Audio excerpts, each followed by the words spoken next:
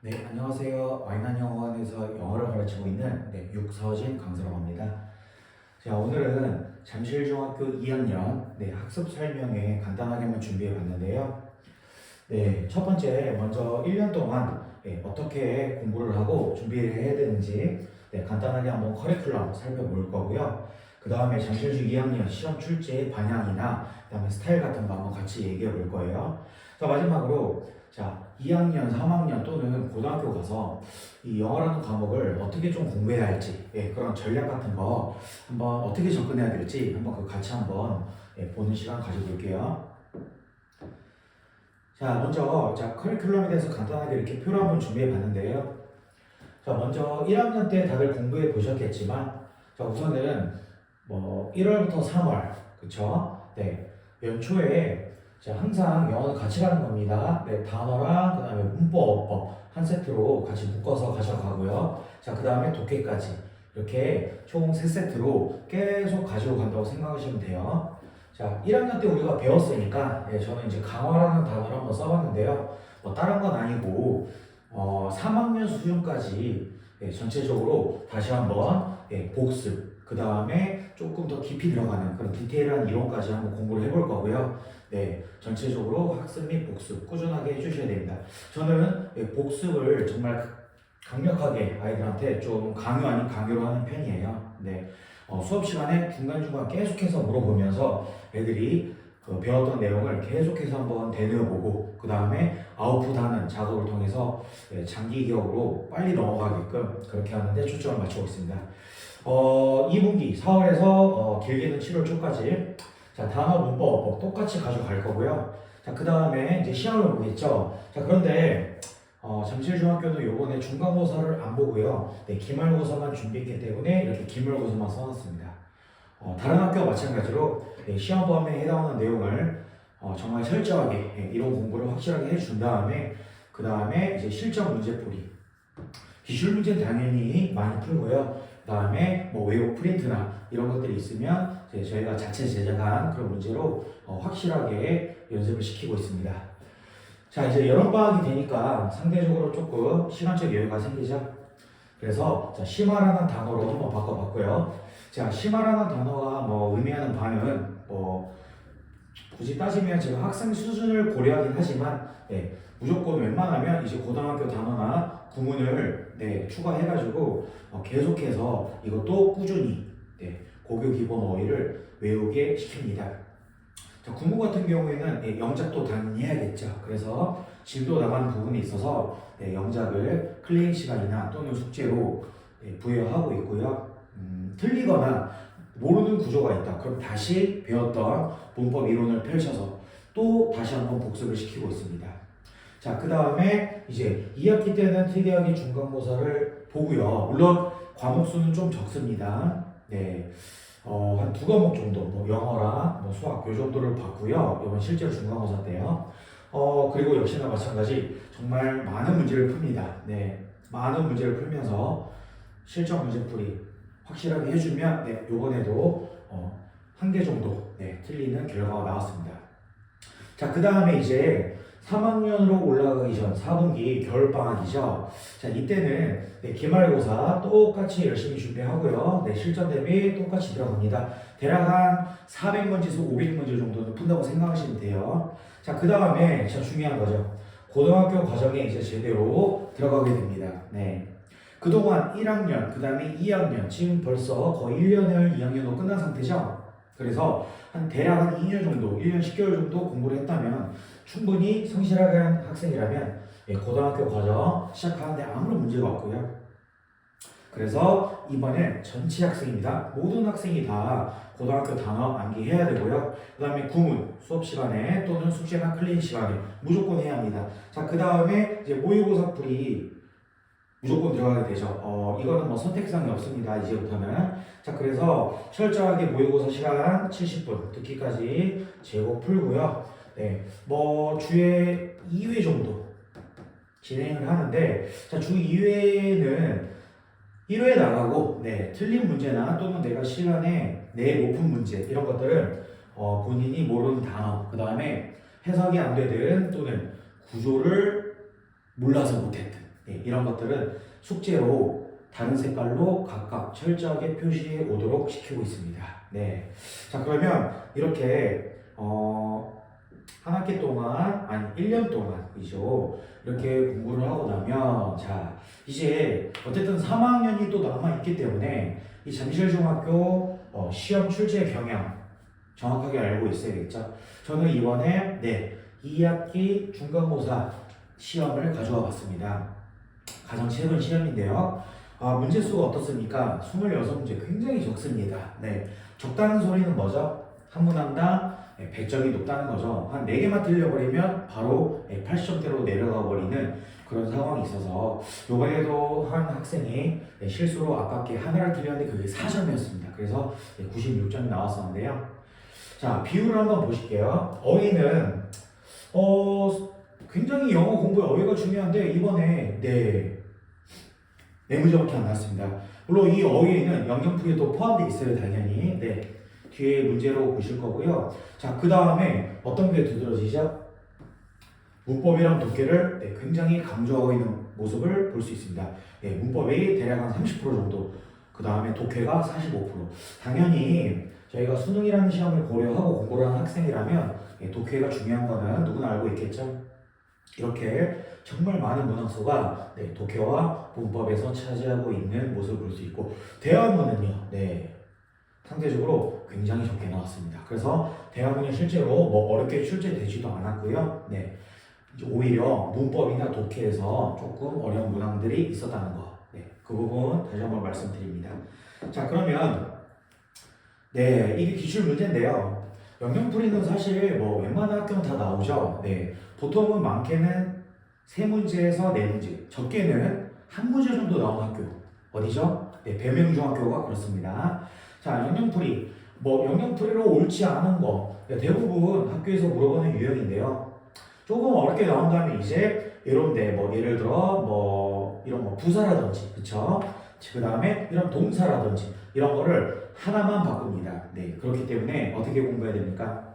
정말 꼼꼼하게 문장 구조에 따라서 정확하게 해석을 하고 있어야 단어 하나만 살짝 바꿔도 충분히 시간 내에 풀 수 있겠죠.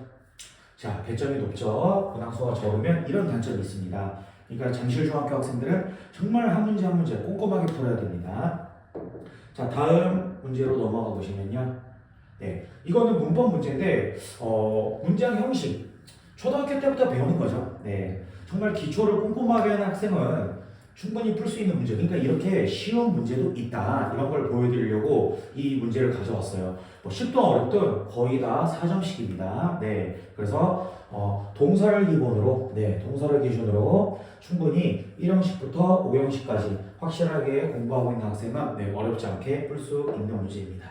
이런 것들도 꽤 많아요. 자, 그 다음 영작입니다. 이런 부분은 정신교중도 작년에 이런 스타일로 많은 문제를 냈었는데요. 잠실중학교 이번 2학기 중간고사 때 이 영작 문제가 한 문제 나왔습니다. 바로 이 문제예요.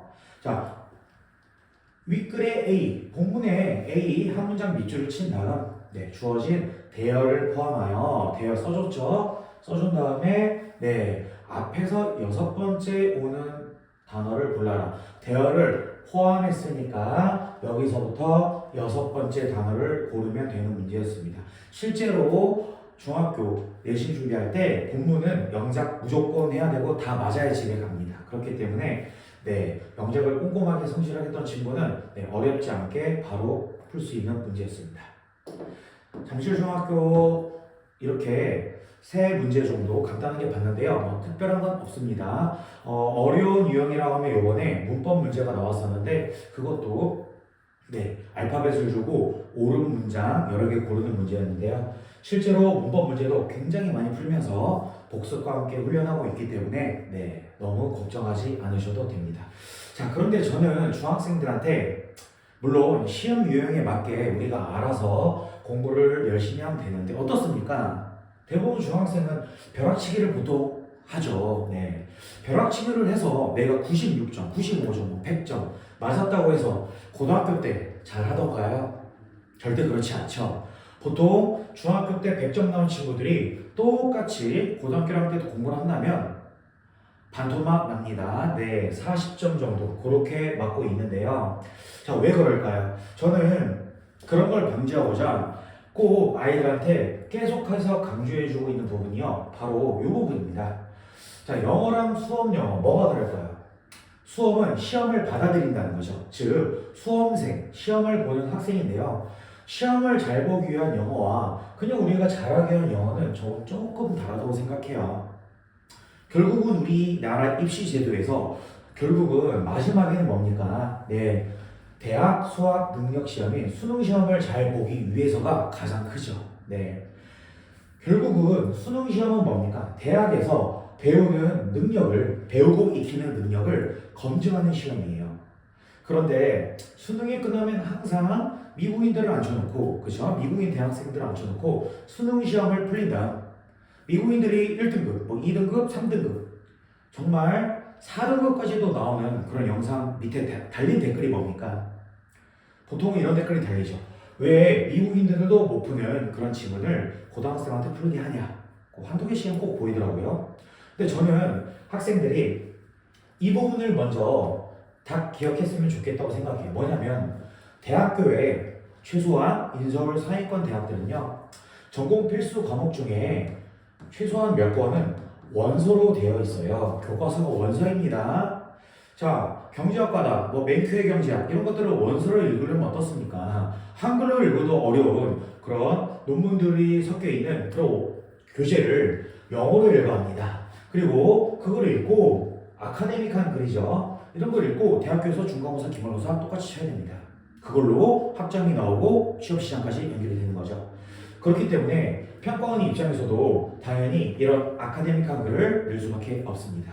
그래서 이런 어려운 글을 읽고 이해하는 능력, 즉 뭐죠? 독해가 정말 중요하고 우리 중학교 친구들 지금부터 이거를 가끔씩이라도 상기시켜 주고요. 네, 내가 대학교 가서 읽을 교과서다. 그렇게 생각해주면 조금 더 동기부여가 되겠죠. 네.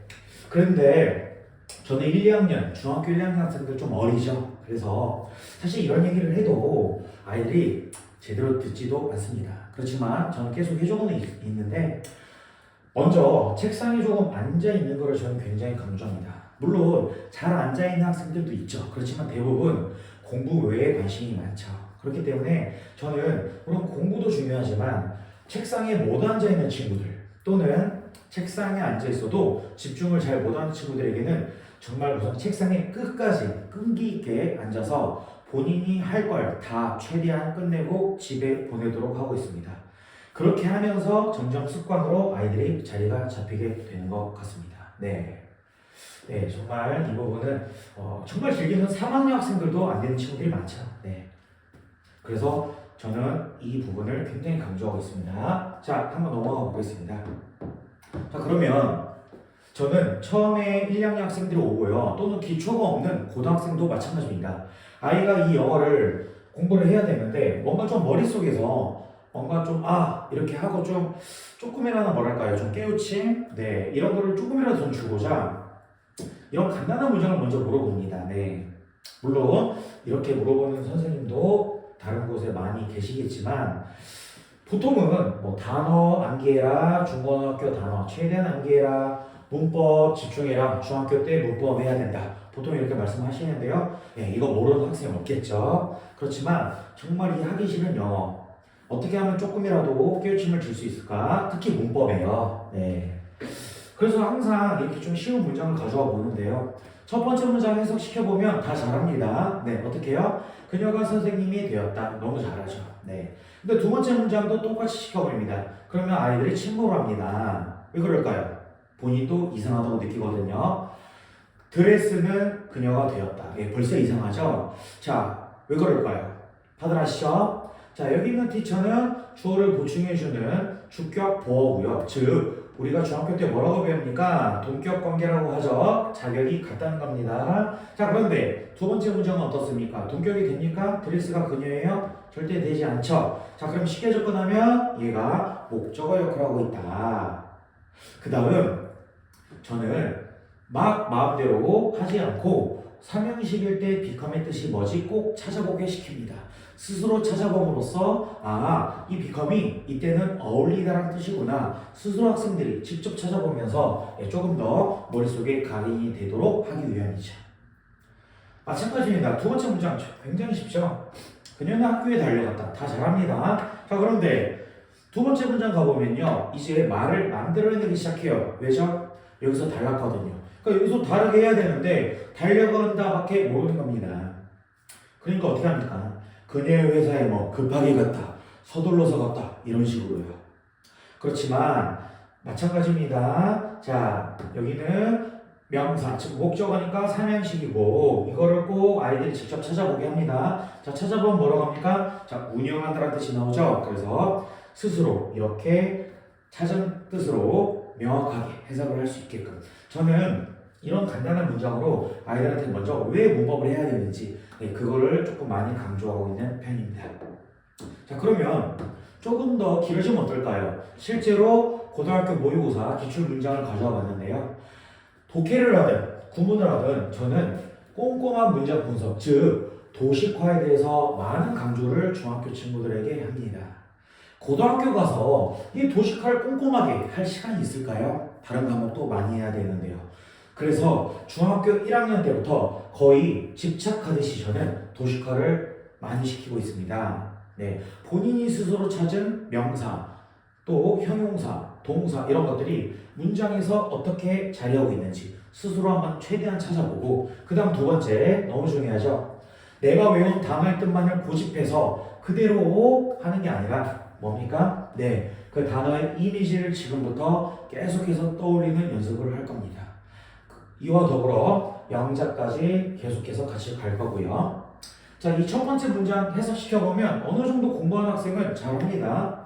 자, 더 시프트, 변화는 어디로부터 어디로? 사냥에서 농업으로부터의 변화가 만들어냅니다. 뭐를요? 근본적인 변화를요. 어디에서요? 인간 관계에서요. 누구와의 관계? 동물과의 관계. 이렇게 합니다. 네, 정말 잘하죠. 자, 그런데 물어보면 또 침묵하죠. 제가 뭐라고 물어보니까 이게 무슨 말인지 나한테 설명해라. 그러면 잠시 침묵의 시간을 가집니다. 왜 그렇죠? 읽으면서 이해를 안 하고 써있는 구조대로 그대로 뭘 했습니까? 네, 직역을 한 겁니다. 해석을 한 거죠. 자, 이거 안 되는 친구도 많습니다. 그런데 이 정도까지 해도 굉장히 잘한 건데요. 더 중요한 건 뭡니까? 나만의 언어를 받아들여서 뭘 해야 돼요? 이해를 해야 되죠. 해석과 이해를 합친 게 독해죠. 네, 그래서 우리가 결국엔 고등학교 그 긴 지문을 제한된 시간 내에 읽고 시험을 잘 봐야 되기 때문에 결국은 해석에서 끝나는 게 아니라 꼭 뭐까지 해야 됩니까? 이해까지 해야 완전히 읽은 거더라고 어린 친구들한테 많은 강조를 하고 있습니다. 네, 자, 조금 이해가 되는 친구들 쉽게 할 수 있죠. 사냥을 안 하고 농업을 하기 때문에 그렇게 변화했기 때문에 인간과 동물과의 관계가 어땠어? 그러면 동물 입장에서는 좋아진 것이야. 네, 왜요? 죽임을 안 당하는 거야. 이렇게 이해까지 많은 강조를 하고 있습니다. 네, 그래서 자, 정말 간단하게 잠실중학교 2학년 커리큘럼과 그 다음에 시험 스타일 그리고 커리큘럼 뭐 다 좋습니다. 그렇지만 제일 중요한 거 왜 내가 이 영어 문법을 해야 하는지 또 왜 영어 공부를 해야 하는지 그런 부분에 대해서 한번 학습 전략 방향을 간단하게 살펴봤는데요. 네, 저는 시험부터 수능까지 이왕이면 한 번에 재수하면 안 되죠. 자, 그리고 끝까지 저와 함께 영어를 공부하기를 바라는 육서진 강사였습니다. 지금까지 들어주셔서 감사합니다.